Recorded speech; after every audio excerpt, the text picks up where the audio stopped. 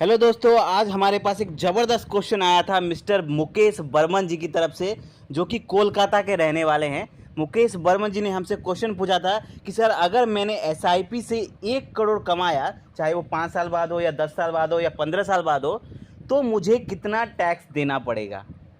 तो आज हम इसी का जवाब देंगे कि अगर आपने कितने भी समय के बाद अगर एसआईपी इन्वेस्टमेंट से 1 करोड़ कमाया, चाहे आप लमसम से, चाहे किसी भी माध्यम से, अगर आप म्यूचुअल फंड में 1 करोड़ रुपए कमाते हैं, तो आप जब पैसा निकालेंगे तो आपको कितना टैक्स लगेगा, और क्या टैक्स हमें काट के पैसा आएगा हमारे अकाउंट में, कि हमें बाद में टैक्स देना पड़ेगा, किस हिसाब से टैक्स देना पड़ेगा, क्योंकि टैक्स तो देना पड़ता है, ये बात सही है। ठीक है, तो आज हम आपको डिटेल में बताएंगे कि आखिर ये माजरा क्या है। अगर आप पैसा कमाते हैं तो आपको टैक्स किस हिसाब से देना है।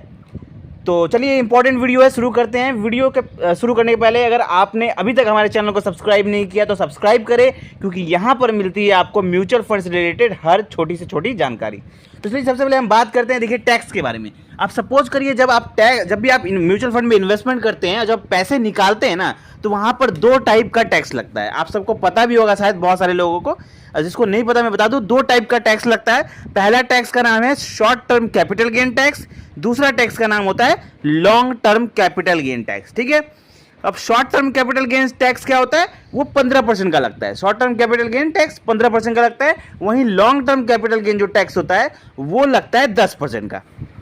ठीक है, अब दोनों में अंतर क्या है, देखिए। Short term capital gain tax वो टैक्स होता है कि अगर बाई चांस आपने इन्वेस्ट किया, ठीक है, आपने इन्वेस्ट किया और पैसा 1 साल के अंदर ही निकाल लिया। अगर आप पैसा म्यूचुअल फंड से, चाहे वो एसआईपी कर रहे हो या आप लमसम कर रहे हो, अगर आपने इन्वेस्टमेंट करने के 1 साल के अंदर अंदर पैसा निकाल लिया, तो आपको लगेगा short term capital gain tax, और ये लग जाएगा आपको 15%। और ये किस पे लगेगा, आपके प्रॉफिट पे लगेगा। ठीक है, आपका प्रॉफिट पे लगेगा ये पैसा, मतलब आपका इन्वेस्टमेंट अमाउंट से माइनस हो जाएगा, जो आपका वैल्यू रहेगा उस पे जो प्रॉफिट आएगा उस पे आपको 15% का टैक्स लगेगा। और ध्यान रखिए एक चीज और, अगर आप short term capital gain tax दे रहे हैं, मतलब 1 साल के अंदर अंदर पैसा निकालते हैं, तो आपको तो 15% का शॉर्ट टर्म कैपिटल टैक्स लगेगा ही, साथ में आपको 1% का एग्जिट लोड भी लगेगा। ठीक है, क्योंकि अगर 1 साल के अंदर पैसा निकालते हैं तो फंड द्वारा चार्ज किया जाता है 1% का एग्जिट लोड। तो ये 1% प्लस 15% का short term capital gain tax, कुल मिला के आपको 16% का टैक्स लग जाएगा, अगर आप 1 साल के अंदर पैसा निकालते हैं। तो यहां पर रिकमेंडेशन यही है कि जब भी आप इन्वेस्टमेंट करें, कोशिश करें कि 1 साल के अंदर पैसा बिल्कुल ना निकाले, कम से कम 1 साल से ज्यादा रखें, ताकि आपको short term capital gain tax ना लगे। चलिए, अब हम बात करते हैं मेन मुद्दे पर, कि जो long term capital gain tax, क्योंकि अगर आप 1 करोड़ पैसा निकाल रहे हैं अपने म्यूचुअल फंड से, जब आपका 1 करोड़ हो जाता है या 50 लाख हो जाता है या 2 करोड़ हो जाता है, मतलब जितना भी आपका पैसा हो जाता है, तो आप जब पैसा निकालेंगे तो आपको कितना टैक्स देना पड़ेगा। ठीक है, अब मैं आपके सामने एक कैलकुलेशन दिखाऊंगा, कैलकुलेशन से आपको समझाऊंगा कि जब आप पैसा निकालते हैं तो कैसे वो काम करता है। ठीक है, अब सपोज करिए आपने इन्वेस्टमेंट किया, आपने 5,000 या 10,000 की एसआईपी की 15 साल में, एग्जाम्पल के लिए ले रहा हूं, यहां पर आपका एसआईपी अमाउंट कोई भी हो सकता है, या आपका टाइम पीरियड कोई भी हो सकता है। मैं एग्जाम्पल के लिए लेता हूं, चलिए, आपने 15 साल में आपने 1 करोड़ रुपए कमा लिया, चाहे आपने 10,000 की एसआईपी किया, 15,000 की एसआईपी किया। मैं एग्जाम्पल के लिए लेता हूं, कोई 20 साल में कमाता है, कोई 25 में कमाता है, मतलब मैंने अप्रोक्स पकड़ा कि आपने 15 साल में 1 करोड़ रुपए कमा लिया। ठीक है, अब आप वहां से पैसा निकालना चाहते हैं, तो अगर आप पैसा निकाल रहे हैं, ठीक है, तो आपको कैसे टैक्स देना पड़ेगा। मैं आपके सामने स्क्रीन पर एक कैलकुलेशन दिखाता हूं, वहां पर समझ लीजिए। देखिए, यहां पे दिख रहा होगा कि अगर आपने, कैलकुलेशन के लिए मान के चलते हैं कि आपने 10 लाख रुपए इन्वेस्ट किया, आपने चाहे एसआईपी के माध्यम से हो या लमसम के माध्यम से हो, आपने 10 लाख रुपए इन्वेस्ट किया था, वो पैसा कंपाउंड होकर 15-20 साल के बाद 1 करोड़ रुपए बन गया।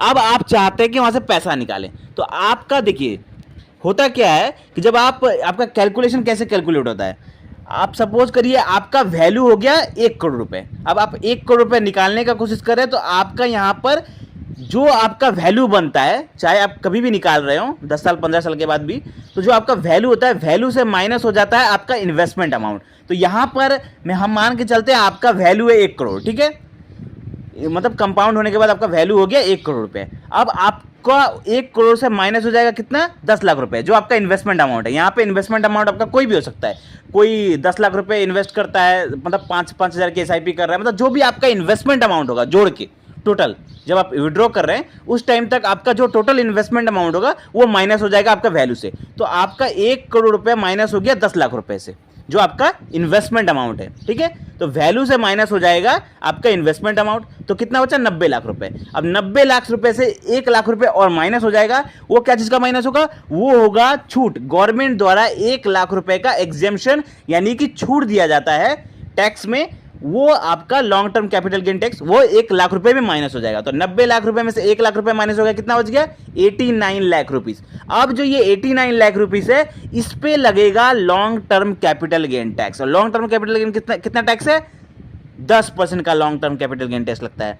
तो यहां पर आपका 89 लाख रुपीस के ऊपर 10% का टैक्स लगेगा। तो 89 लाख रुपीस इंटू 10% करेंगे तो कितना आ जाएगा, 8,90,000 रुपए यहां पर आपका टैक्स बनता है।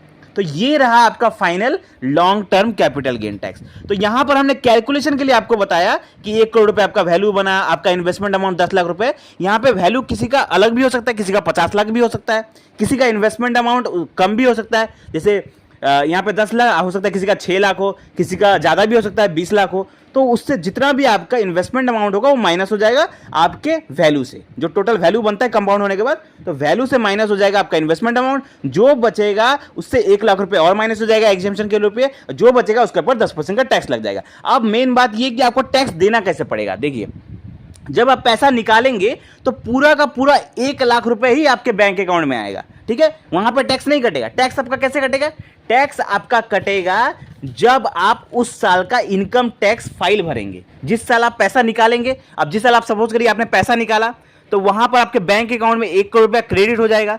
अब 1 करोड़ रुपया क्रेडिट हो जाएगा तो आपको तो ये दिखाना पड़ेगा ना इनकम टैक्स विभाग को कि भैया मैंने जो इतना बड़ा अमाउंट मैंने अपने बैंक अकाउंट में निकाला है तो कैसे निकाला है। तो वहां पे आप अपने सीए से या आप अपने लॉयर से, जिससे भी आप अपना इनकम टैक्स फाइल भरवाते हैं, वहां पे उनको बताना पड़ेगा कि हाँ मैंने म्यूचुअल फंड किया होता बहुत सालों पहले तो पैसा निकाला था। तो वो लोग कैलकुलेशन करके long term capital gain tax आपका लगाएंगे और उस टाइम आपको टैक्स भरने के टाइम ये पैसा भरना पड़ेगा। तो ठीक है, पैसा आपका पहले नहीं कटता है, आप जब इनकम टैक्स फाइल भरते हैं तब कटता है। अब सपोज करिए किसी ने कभी इनकम टैक्स नहीं फाइल बनाया तो उस केस में क्या होगा, उनको इनकम टैक्स फाइल बनाना पड़ेगा उस साल और उनको टैक्स भरना पड़ेगा, क्योंकि यहां पर पैन नंबर आपका लिंक होता है आपके एएमसी फंड हाउस से।